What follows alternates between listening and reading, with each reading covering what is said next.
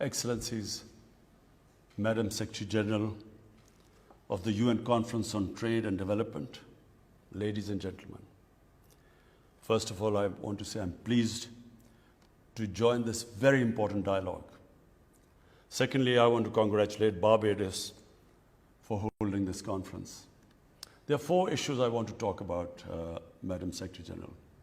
Number 1 is the distribution of COVID vaccine.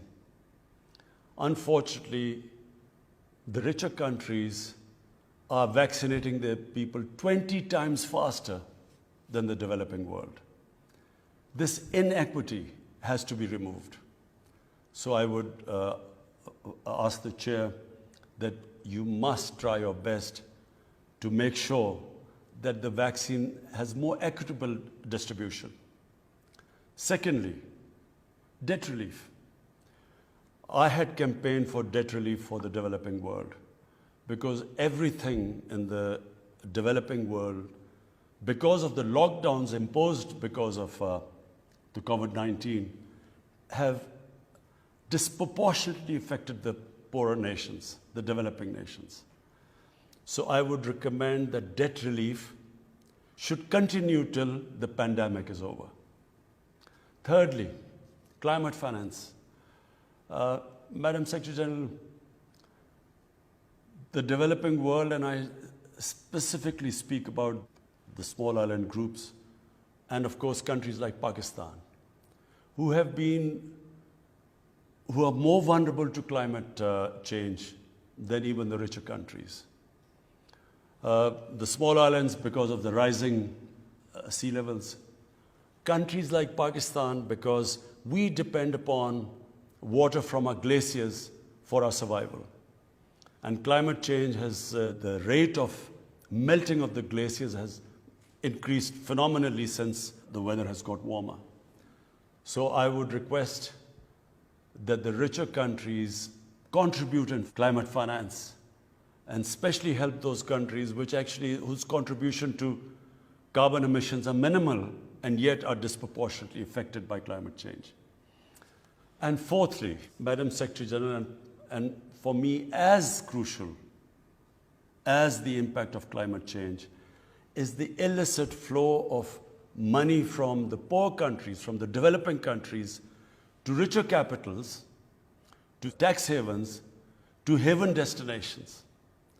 According to the FACTI panel, $7 trillion are parked in these tax havens and haven destinations.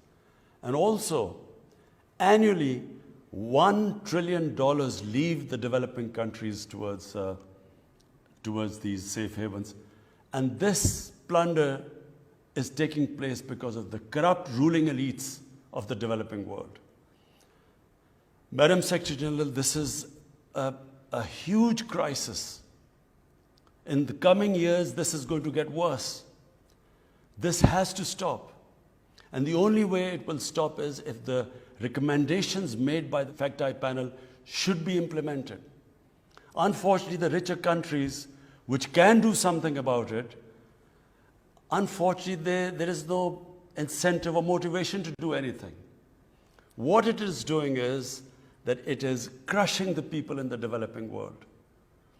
Not just because the money is siphoned off, which should be spent on human development, but because when the money leaves their countries, it affects their currency, which devalues, which then leads to inflation, causes poverty.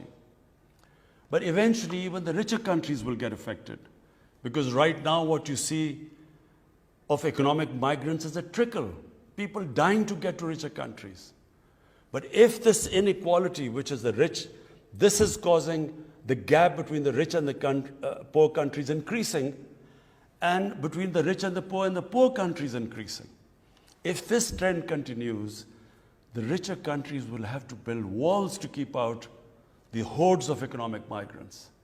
So I urge you, Madam Secretary General, to do everything to raise awareness that this huge injustice which is being done to the people of the developing world has to stop. Thank you.